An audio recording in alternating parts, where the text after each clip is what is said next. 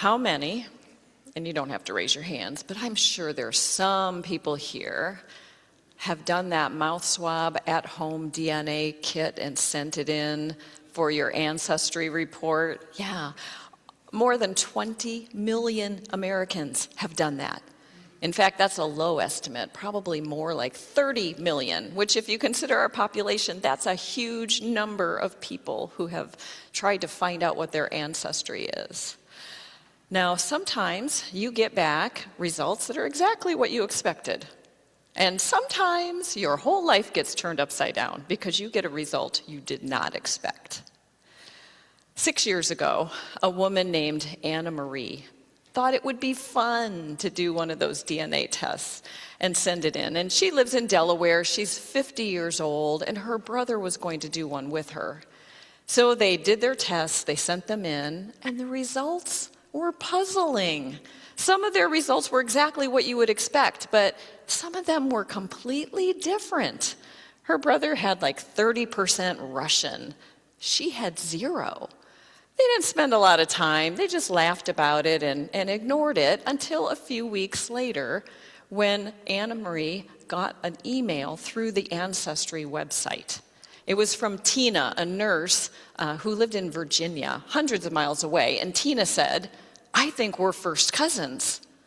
And Anna Marie responded saying, "I don't think we are. I don't know who you are." So Tina sent some family names and said, "Do you know any of these names?" And Anna said, "No, I don't know any of those names. I'm not familiar with any of them." So Tina said, "Why don't you check with your mom? See if your mom knows any of these names." So Anna Marie talked to her mom, Anna, and of course, she did know one of those names. Come back with me to 1969. Anna Marie's mother, is 16 years old. She and her mom and dad go to the beach. They live in Delaware, but they go to Ocean City Beach in Maryland. They spend the summer there. And Anna gets a job at the Candy Kitchen as a waitress. And while she's there that summer, she meets a lifeguard on the beach.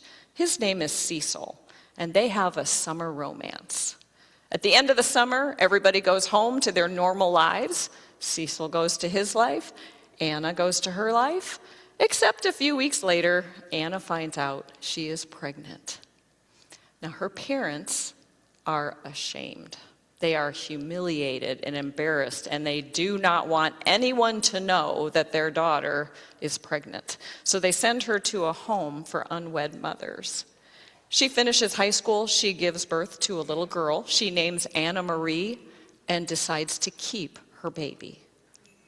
She also meets a young man who loves her and loves her little daughter, Anna Marie, just like his own. And he marries Anna, and he adopts Anna Marie, giving her his name. And that is exactly what Matthew wants for Joseph and Jesus in our reading. Matthew wants Jesus to be securely located in Joseph's family line. It is very important to him because he wants to show that Jesus is the Messiah. He is the new Moses, and he wants him anchored firmly into Joseph's family in a way that there are no questions, no surprises, no DNA test a few decades later saying, "Hey, Jesus isn't really your son." Matthew wants it all up front and in the open. Now, Matthew is very concerned with genealogy because if you read the very first line of his gospel, it says, "This is the record of the genealogy of Jesus the Messiah, the son of David, the son of Abraham." He wants us to know exactly who Jesus is and whose child he is. Now, before we unpack all of what Matthew has to share with us today, let's talk a little bit about the differences between Luke's nativity and Matthew's nativity, because they are very different. And before we even go there, I just want you to know that Mark has no birth story for Jesus. John has no birth story for Jesus. Paul writes nothing about a virgin birth or a stable or a manger or any of those things. Now, in Matthew's gospel, there's no manger. There's no angelic choir. There are no shepherds. There is no tired donkey carrying Mary to Bethlehem. In fact, there's no census in Matthew. Now, this is the part where sometimes I'm worried that I'm going to wreck Christmas for you. So plug your ears if you want to. But in Matthew's gospel, Mary and Joseph live in Bethlehem. They have a home there. And when the Magi finally get there, the Magi go to the home where they live. But in Luke's gospel, they live in Nazareth, and they have to travel to Bethlehem. And the baby is born, we learned last year, not in a barn, right? He's born in a living room that has some animals on the side. But in Matthew's gospel, none of that happens. And in Luke's gospel, Mary has a full voice, and Elizabeth has voice, and women in general in Luke's gospel have a voice. But in Matthew's gospel, the women don't speak. They don't have much of a role at all. One scholar said that Matthew is a man's gospel, written by a man for men. The women are just kind of there for, I don't know what, childbearing, apparently. And in Matthew's gospel, the birth of Jesus is relegated to a punctuation mark. In verse 25, it says, she gave birth to a son, period. Joseph named him Jesus. It's a period, or in your translation, maybe it's a comma, maybe it's a semicolon, but there's no fanfare around the birth of Jesus. It's all about Joseph. It's all about Joseph for Matthew, because when Joseph names that baby, he is adopting him, and he is anchoring him into his family line so that Jesus can come from the line of Abraham and David and become the new Moses. And that's what Matthew wants to accomplish. Now, the problem that we have as Christians is we hear the Luke story and we hear the Matthew story, and we take them and we smush them together and we make one nativity story with all the bells and whistles from both of them and a few extra things thrown in that never happened and are not in the Bible at all, like the angry innkeeper that turns them away. The problem with doing that is that we miss what each author wants to say. Luke has one message and Matthew has a different one. And Matthew's message is all about anchoring Jesus in this family line so that everybody knows exactly where he came from. And it's all about how Joseph does that. Now, Joseph, we know from our reading today, he's righteous. He's a good guy. He's thoughtful. He's kind. And he knows the law. And he doesn't break the law in our reading today, but he comes pretty close. He skirts around it. And what I mean is this. There have been other times when men who were betrothed to women or married to them found out that this particular woman was pregnant by someone else.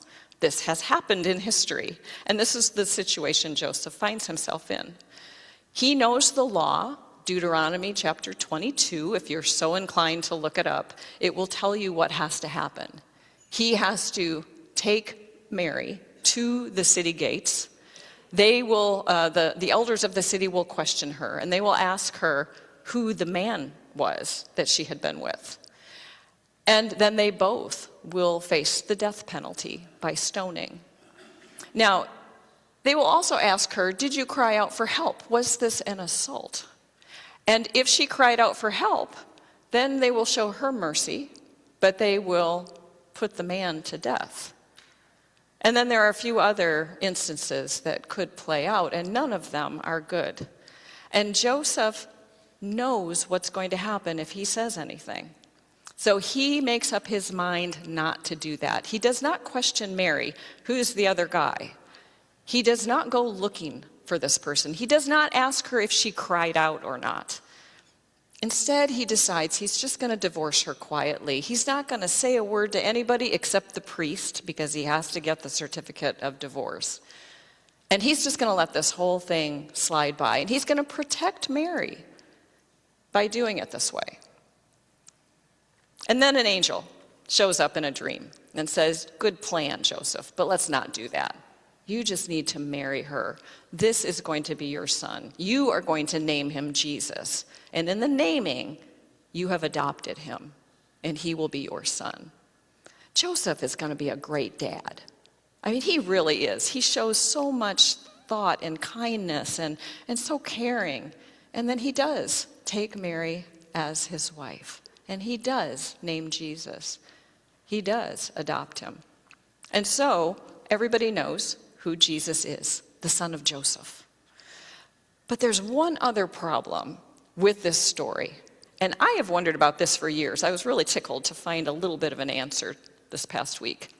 The problem is that this whole story about God coming to Mary and Mary having a baby and, the shepherds and the angels and all the things from Luke, it all together sounds very much like a Greek myth. Now, the Greek gods and goddesses were popular at that time, right? There were temples all over. You could go worship or bring offerings or pray to the Greek pantheon of gods. And this story sounds a little bit like mythology. And Matthew wants to be clear that this is not that. And so twice in our reading, it says the Holy Spirit is the one who conceives this child, who brings Jesus into being. It's not God. And the reason, and I'm not saying it's not God, I'm thinking not God the Father coming to earth and taking the form of a man, okay? That's what I mean. And the reason that's important is because that's what Zeus does.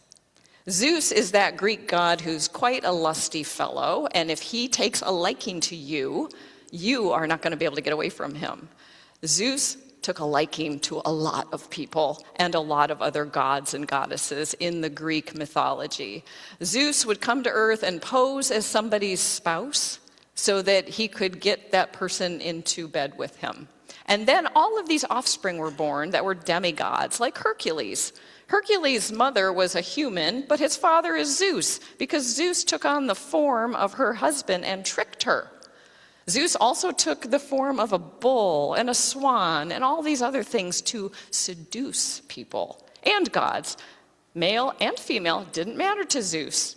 If he had his eye on you, you were in trouble. Matthew wants to make sure that nobody who hears his story has that picture in their mind. He wants to make sure that we all know that God, our God, does not work like that. Our God is not like Zeus. Our God is not going to come trick Mary and get her to have a child because, for whatever reason, a God chooses. So he says the Holy Spirit brings about this birth. This is different. This is not a myth. It is not Greek mythology. Everybody needs to know who Jesus is and where he came from. No secrets, right? So Anna Marie is finding out that her life story is mostly a myth. She thought she knew who she was. She thought she knew who her parents were. And now she finds out that none of that is true. She has asked her mother if she knows any of those names. And of course, her mother, Anna, knew the name Cecil. Her mother took her to that beach, and they spent some time there. And she told Anna Marie the whole story of her birth. She told her all about her biological father, Cecil. And she told her how frightened she had been her whole life, hiding and holding this secret and hoping she had done the right thing, and always being afraid that somehow her daughter would find out and be hurt. And of course, her adoptive father was also in on that. They all hid the truth from her.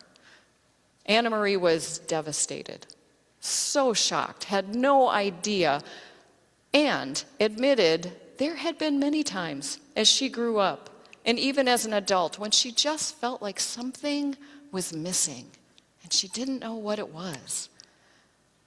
So she began to look for her dad, Cecil. She was hoping to find him and found out very quickly that he had died 5 years before. He had died alone in his apartment, probably never knowing that he had a daughter.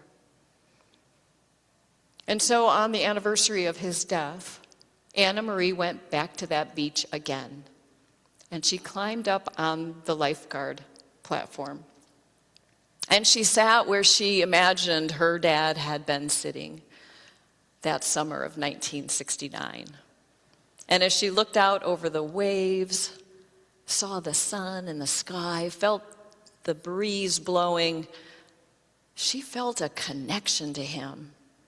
Something she couldn't explain, a connection that was timeless and enduring, that stretched across 2 different lives, 2 different states, 5 decades.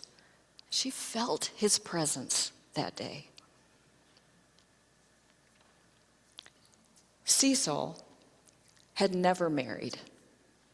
He spent his adult life as a traveling preacher, telling people everywhere he went that God loved them and that they were part of God's family, that every single one of us carries God's sacred DNA. You know, DNA is just changing the way that we think about ourselves and our relationships, isn't it? A DNA test can change everything. Your life can be turned upside down today because somebody spit on a Q-tip, right? Or your life could be turned upside down today because you finally realize that the DNA you carry comes from your Creator. And you can reconnect with God anytime you want. So how will you do that? Anna Marie had to climb up in a lifeguard chair and sit there for a while to connect to her father. And I think the question I want to leave us with today is, how will you connect to yours? Matthew connected Jesus by genealogy to Joseph. That was what his goal was. What will we do this week as we prepare for the birth of Jesus? To connect to our God.